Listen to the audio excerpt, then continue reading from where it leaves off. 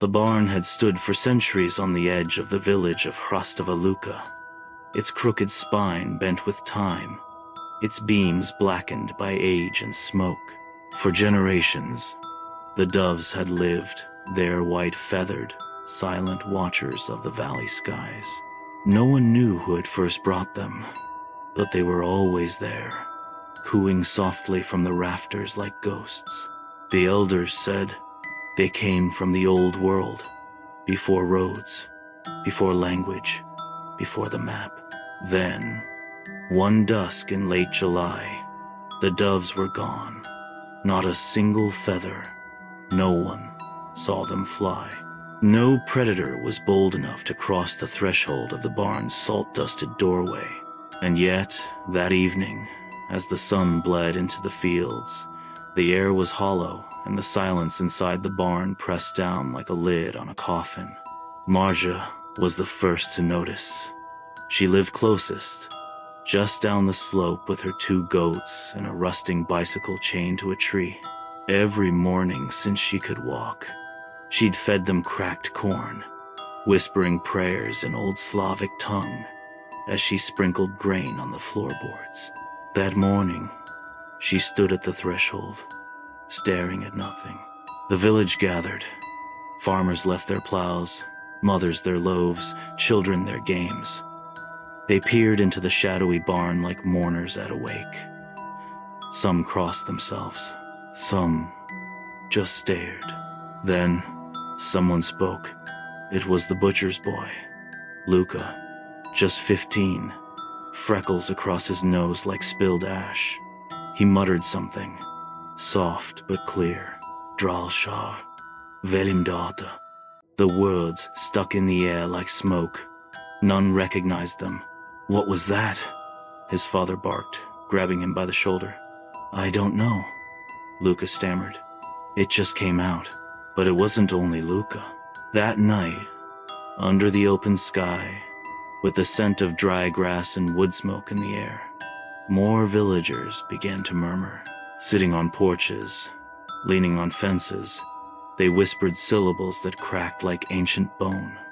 Words no one taught them, tongues no one knew. Some hummed lullabies with strange harmonies, and others traced spirals into the dirt with bare feet. Marja, sleepless, watched from her cottage window. A man walked by in the dark barefoot, eyes closed, arms raised as if beckoning stars. She pressed her hand to the glass, heart hammering. In the barn, something moved. The doves were still gone, but something had taken their place. Not animals, not quite. Marja crept in the next morning, drawn by a pull she couldn't name. The air buzzed with vibration, a soft hum like a far-off chant.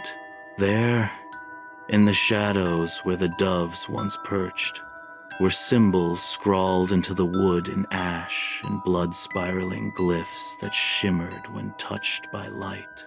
She backed away, trembling. The priest was called. Father Andrew arrived by cart from the neighboring village, robes rumpled, cross in hand. He looked at the barn, at the villagers speaking tongues unknown, and paled. "This is not possession," he whispered. "It's older than that." The following night, the wind died.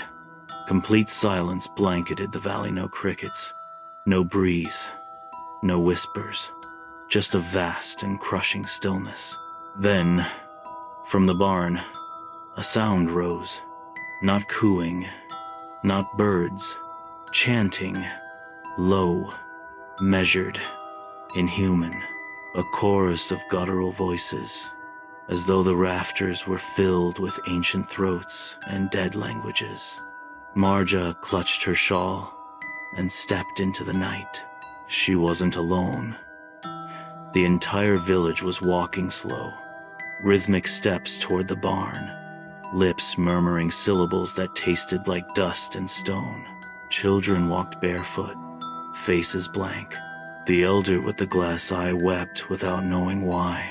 In the center of the barn stood Luca, arms raised, his skin covered in spirals of soot and ink. The air crackled around him, "They have returned," he said, voice echoing like a drumbeat from the earth itself. "Who?" Marja asked, though her tongue barely obeyed. He smiled. "The forgotten." The chanting rose. Symbols on the walls pulsed with a dull red light.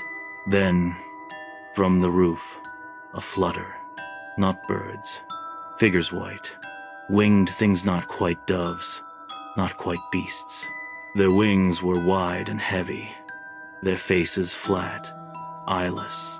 Mouths stretched into permanent cooing moans. The villagers dropped to their knees. All but Marja, who stumbled back into the open night, gasping. The moonlight was too bright, the stars too close. The barn door slammed shut behind her. She turned once, saw the spiral glyphs glowing on the wood, pulsing in rhythm with her own breath. By dawn, the barn was empty. No villagers, no doves, no sound. Only spirals drawn into the dirt-like tracks, like offerings. Rostova Luka was never found again. Where it once sat, only wind-blown fields and a single barn remained, half-rotted, door ajar. Inside, feathers black as void drifted from the ceiling, and in the rafters, silence waited to be broken.